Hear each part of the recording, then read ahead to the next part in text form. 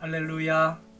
고린도전서 성경 공부 두 번째 시간 갖겠습니다. 오늘은 5장에서 9장까지 보겠습니다. 고린도 교회에 보내는 사도 바울의 서신인데요. 하나님께서 사도를 통해서 우리 공덕교회에도 보내는 서신이다. 왜냐하면 하나님은 어제나 오늘이나 동일하시고 똑같은 성령 하나님께서 역사하시기 때문입니다. 5장부터 9장까지 5장 오늘 함께 은혜 받겠습니다. 5장은 주님의 백성은 성결하고 진실한 삶을 추구하는 사람들이다 하는 내용입니다. 고린도는 지난주에 우리 말씀드렸죠. 고대 히랍의 부유한 항구 도시였습니다. 인천 같을까요? 부산 같을까요? 그래서 아주 사람들이 많이 드나들었습니다. 외국 사람도 드나들고 지방 사람도 많이 올라왔습니다. 그래서 윤리적으로 굉장히 타락한 도시가 되었습니다. 그때 당시에 유행어가 있었는데요. 저 사람은 고린도 사람 같아, 이런 말을 썼는데요. 그 말은 이렇게 성적인 매춘을 양심에 꺼리낌 없이 행하는 사람이야 라고 그렇게 쓸 정도였습니다. 이에 사도 바울은 음행, 육적인 음행, 영적인 음행, 영적인 음행 우상 숭배죠. 영육 간의 이 음행이나 또 근친상간, 그때 당시에 심지어 아들이 아버지가 새로 재혼을 했는데 그 계모하고 부적절한 관계를 맺는 일까지 있었어요. 그런 것을 보고 신앙 생활에서 성도가 가져서는 안 될 태도이다 하고 그렇게 일러주는 이야기입니다. 5장 1절 2절이 바로 그 내용입니다. 너희 중에 심지어 음행이 있다는 말을 들으니 그런 음행은 이방인 중에서도 없는 것이라. 누가 그 아버지의 아내를 취하였다 하는도다. 그리하고도 너희가 오히려 교만하여 이르서 어찌하여 통한이 여기지 아니하고 그 일 행한 자를 너희 중에서 쫓아내지 아니하였느냐. 사회 속에서는, 직장 속에서 혹은 또 사회 속에서 이런저런 사람 사귀지만 교회 안에서는 이렇게 사탄의 꼬임에 빠져드는 사람 분별하고 조심하고 이렇게 따라가지 말라는 그런 말씀이십니다.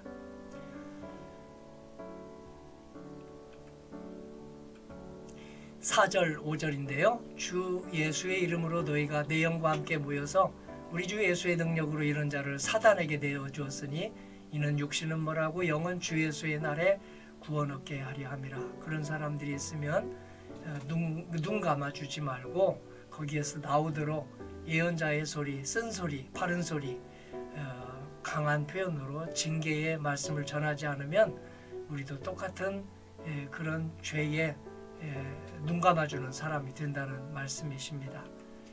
사탄에게 내어준다는 말은 어떤 말입니까? 징계한다는 뜻이에요. 하나님의 징계는 우리를 살려주지요. 그래서 그 징계가 달게 받아들이면, 믿음으로 받아들이면 다시 거듭나는 계기가 됩니다.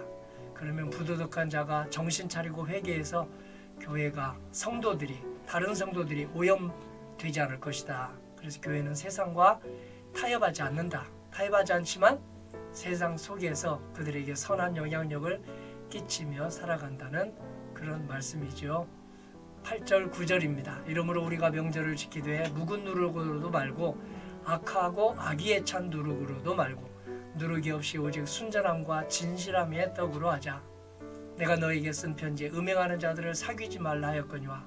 음행하는 자들하고 그 친교를 하려거든 그들에게 하나님의 그 쓴소리와도 같은 말씀을 전한 다음에 그들이 돌이킨 다음에 사귀라, 이 말씀이죠. 6장으로 넘어갈게요. 6장은 주님의 백성은 불화와 분쟁이 생겨도 교회 안에서 해결해야지 세속법정에 끌고 나가지 말라 하는 말씀입니다. 성도들은 세례를 통해서 그리스도 안에서 형제 자매가 되었고 하나님의 나라를 함께 소망합니다. 세상 법정에서 성도끼리 송사하는 것은 복음의 정신이 아니다. 마태복음 18장에서도요 3단계로 우리에게 알려주죠.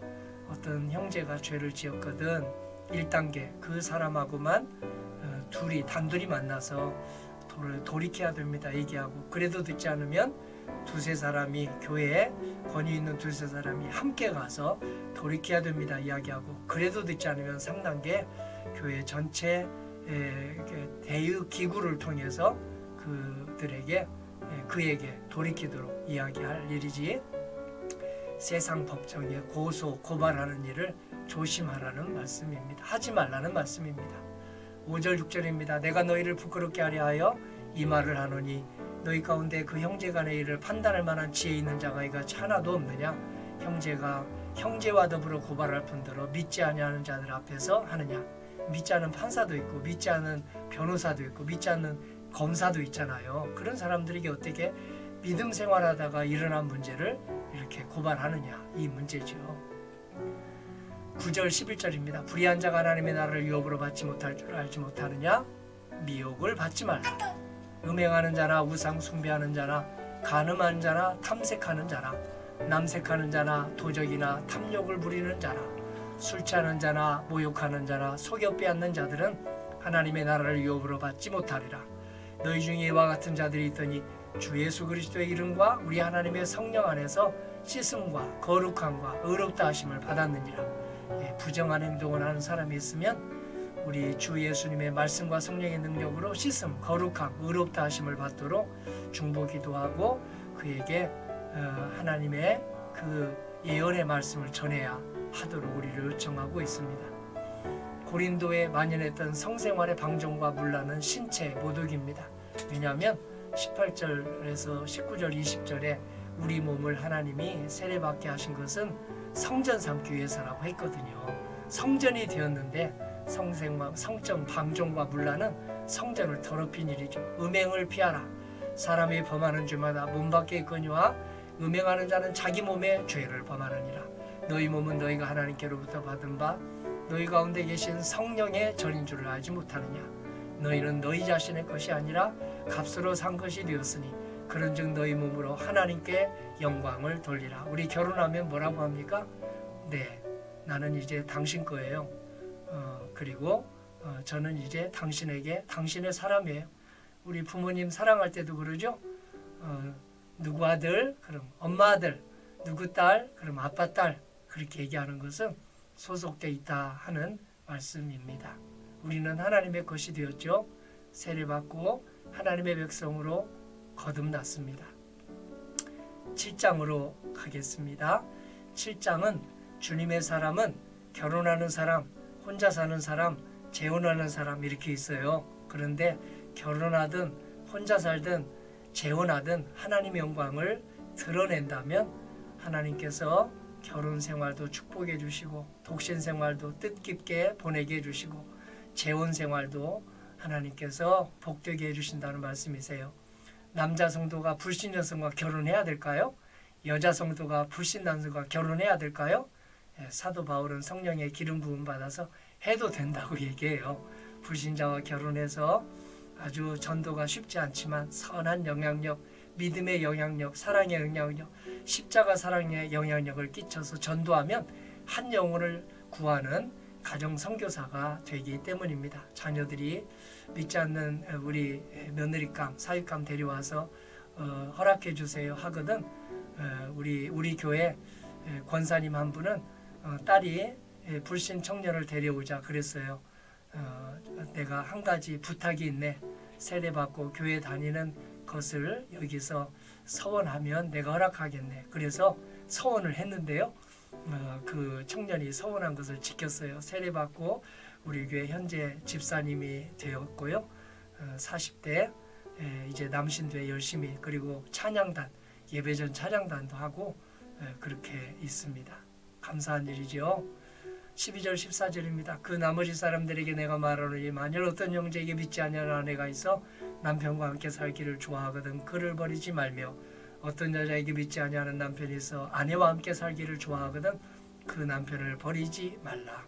믿지 아니하는 남편이 아내로 말미암아 거룩하게 되고 믿지 않는 아내가 남편으로 말미암아 거룩하게 되나니 그렇지 않으면 너희 자녀도 깨끗하지 못하니라. 그러나 이제 거룩하니라. 우리 모두가 기도가 필요합니다. 우리 가족 전체 중에서 한 사람이라도 믿지 않는 분이 있으면 가까이 살면 흠이 보이잖아요. 생활에 흠결이 보이는데 우리 교회 안에서는 믿음 생활을 잘하다가 가정에 가서 선한 영향력을 끼치지 못하면 믿는 사람이 왜 저래? 하고 더 마음이 열리지 않을 것이기 때문입니다. 성도는 종말론적 입장에서 결혼하든 혼자 살든 재혼하든 주님을 섬기는 일에 전념하는 사람입니다. 주님을 섬긴다는 거 무엇일까요? 주님을 사랑하고 주님을 경외하고 겸손히 하나님과 동행하고 그리고 주님의 말씀을 듣는 사람이죠. 22절 23절이에요. 주 안에서 부르심을 받은 자는 종이라도 주께 속한 자유자요 이와 같이 자유자로 있을 때 부르심을 받은 자는 그리스도의 종이니라. 너희는 값으로 사신 것이니 사람들의 종이 되지 말라. 여기서 값은 십자가의 값이에요. 십자가는 나 한 사람을 위해서 모든 사람을 위한 것인데 나 한 사람을 위해서 주님이 대신 돌아가셨다. 나를 사시기 위해서 사셨다. 돌아가셨다. 이 말씀이죠. 성도는 성적 방종도 금하고 극단적 금욕주의도 지향합니다. 성적인 방종이란 무엇일까요? 부부 생활의 서원을 부부 생활에 결혼할 때의 서약을 이제 이행하지 않는 삶이죠. 극단적 금욕주의는 무엇일까요? 세상 사람들하고 전혀 어울리지 않고 아예 따돌림 받는 것을 극단적 금욕주의라고 합니다. 우리 옛날 신천지도 그랬고 지금도 그러고 있죠. 옛날 여호와의 증인도 그랬고 그리고 또 통일교도 그렇습니다. 7장 29절 31절인데 형제들아 내가 이 말을 하노니 그때가 단축하여진 고로 이후부터 안에 있는 자들은 없는 자같이 하며 우는 자들은 울지 않는 자같이 하며 기쁜 자들은 기쁘지 않는 자같이 하며 매매하는 자들은 없는 자같이 하며 세상 물건을 쓰는 자들은 다 쓰지 못하는 자같이 하라. 이 세상의 외형은 지나감이니라. 성공도 지나가고 실패도 지나가고 부자도 지나가고 그리고 가난한 자도 지나간다. 그러므로 성공했다고 자만하지 말고 실패했다고 너무 고개만 숙이지 말고 성공했을 때 주님께 감사하고 실패했을 때 돌아보면서 주님께 더욱 자신을 정화하고 그리고 주님의 지혜를 얻을 수 있는 기회로 삼으라고 저희를 초대합니다. 8장이에요. 주님의 사람은 믿음이 약한 사람을 위해서 음식 섭취에서 조심합니다. 우리 흔히 술 마시는 문제, 담배 피우는 문제, 마약하는 거, 마약이야 이제 다 말할 필요가 없는데요. 우리 술 취하는 것 때문에 사람들이 그저 합리화를 많이 하는데요. 조심하라고 이야기합니다. 고대에는 무속신앙과 범신신앙이 공통적이었어요. 인도에는요 지금도 10억의 인구가 있는데 3억의 우상신을 숭배해요. 일본은 800만의 우상신을 숭배해요. 우리 성도들은 한 분 하나님만 믿습니다. 우리는 한 분 하나님만 믿고 있는 성도인가요? 네, 하나님보다 우선하고 예배와 기도 생활보다 우선하고 어디에 매여 있고 어디에 집착하고 어디에 욕심내고 어디에서 자유하지 못하고 그 사람을 그저 너무 이렇게 숭배하듯이 쫓아다닌다고 한다면 그게 바로 우리도 인도의 우상신, 일본의 우상신을 숭배하는 것하고 다를 바가 없습니다. 5절 6절이에요. 비록 하늘이나 땅이나 신이라 불리는 자가 있어 많은 신과 많은 주가 있으나 그러나 우리에게는 하나님 곧 아버지가 계시니 만물이 그에게서 났고 우리도 그를 위하여 있고 또한 주 예수 그리스도께서 계시니 만물이 그로 말미암고 우리도 그로 말미암아 있느니라. 하나님만 믿는 우리 종교가 세 교단밖에 없어요. 우리 기독교, 유대교, 이슬람교. 근데 유대교는 예수님에 대해서 눈을 떼야죠. 이슬람교도 예수님에 대해서 눈을 떼야죠. 그래야 빈 라덴 같은 뉴욕의 쌍둥이 빌딩을 이렇게 파괴한 그런 극단적 신앙생활이 나타나지 않죠. 우리 유대교도 마찬가지입니다. 팔레스타인하고 잘 지내려면 아주 잘 살고 있는 유대교 그 이스라엘 사람들이 우리 예수님을 주님으로 모셔드리도록 기도합시다. 바울은 살아계신 분은 오직 하나님이시므로 우상은 존재하지 않는다. 헛개비다. 상상 속에 있는 것이다. 그렇게 얘기해요. 따라서 우상에게 바치는 음식을 먹어도 아무 상관이 없어요. 우상이 아무 영향도 끼치지 못하기 때문입니다. 우리 생각이 영향을 끼친다고 착각할 뿐이에요. 믿음이 약한 형제 앞에서는. 그러나 그런 우상에게 바친 고기를 먹으면 조심하라고 합니다. 우리 어디 가서 절하는 문제 때문에 고심하는 분들 있죠? 네, 우리 특별히 추도 예배, 그리고 이번 우리 설날이 아니고 이번에 추석 성묘 갈 때 절하는 문제 때문에 고민할 텐데요. 그렇게 얘기하셔요. 저는 대신 무릎 꿇고 절하세요. 그들이 뭐 모르고 절하거든요. 하지 마세요 이렇게 싸울 일이 아니라 저는 무릎 꿇고 절하듯이 무릎 꿇고 하나님께 기도할게요. 모두 다 조상의 유언을 지킨다는 것이거든요. 그들이 무당이 아닌 한 귀신을 섬기는 것인 줄도 모르고 그렇게 예의를 갖추기 위해서 합니다. 무릎 꿇고 정성스럽게 우리 모든 음식 차리는 거 도와주고 집에서 그 모든 가사노동 도와주면서 그렇게 한다면 하나님께서 그들의 마음을 변화시켜 주실 것입니다. 9절입니다. 너희 자유함이 약한 자들에게 거치는 것이 되지 않도록 조심하라. 그러므로 오늘 우리 술 마시는 문제, 담배 피우는 문제는 우리 강하게 얘기해도 되죠. 네, 담배는 일반인들도 해악이기 때문에 여기도 금연입니다. 뭐 저기도 금연입니다. 식당도 금연입니다. 그러잖아요. 근데 술에 대해서는 여러 가지 말들을 하는데요. 술도 우리 기독교가 들어오면서 술 취하지 말라 하는 말씀을 받아들였어요. 교회 좋은 전통이 되었습니다. 그러므로 술 마시는 우리 성도님들 계시면 이 말씀을 잘 새겨서 내가 술 마시는 것 때문에 다른 사람이 실족하는 일이 있다면 우리 마시지 않도록 할 일입니다. 11절 12절이에요. 그러면 내 지식으로 그 믿음이 약한 자가 멸망하나니 그는 그리스도께서 위하여 죽으신 형제라. 이같이 너희가 형제에게 죄를 지어 그 약한 양심을 상하게 하는 것이 곧 그리스도에게 죄를 짓는 것이니라. 우리 속담 같으면 애 앞에서는 찬물도 못 마신다. 어른들끼리 있을 때는 이제 애들 앞에서 하지 않는 일도 행동도 할 수 있지만 애들이 보면 연속극도 그 19금은 안 보잖아요. 왜 그렇습니까? 그게 다 우리 아이들이 영향을 받기 때문입니다. 약한 성도도 마찬가지예요. 마지막 9장입니다. 주님의 백성은 섬기면서 달려갑니다. 16절이에요. 내가 복음을 전할지라도 자랑할 것이 없으면 내가 부득불할 일임이라. 만일 복음을 전하지 않으면 내게 화가 있을 것이라다. 왜 이렇게 아주 강력한 말씀을 하실까요?